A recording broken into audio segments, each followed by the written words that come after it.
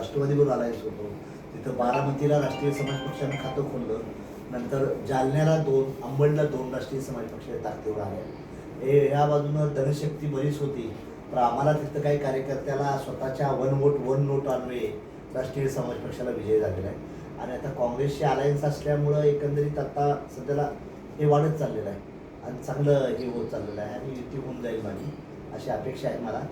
काय होते की जिथं काँग्रेसचं मतदान चांगलं आहे किंवा काँग्रेसचा उमेदवार चांगला असेल तिथं राष्ट्रीय समाज पक्षानं माघार घ्यावी आणि जिथं राष्ट्रीय समाज पक्षाचा स्ट्रॉंग उमेदवार आहे तन मन धनानं साऱ्याच गोष्टीनं त्याचं काम पाहिजे लोकातलं, अशा वेळेस आम्ही तिथं बघून आम्ही परत दोघं बसून आम्ही चर्चा करणार आहे. माझी हर्षवर्धन पाटलांची हमजाक साहेबांची काय चर्चा झाली 4 दिवसापूर्वी. वर्षाताई गायकवाडशी, नंतर आपला इस्लाम शेखशी झाली, शेख जे महाराष्ट्राचे माजी मंत्री आहेत ते, नंतर अमीन पटेल बाईशी झाली. त्यामुळे आमच्या प्रायमरी चर्चा बऱ्याचशा झालेल्या आहेत. आता आम्हाला काही ठिकाणचे कॅन्डिडेट चांगले मिळाले.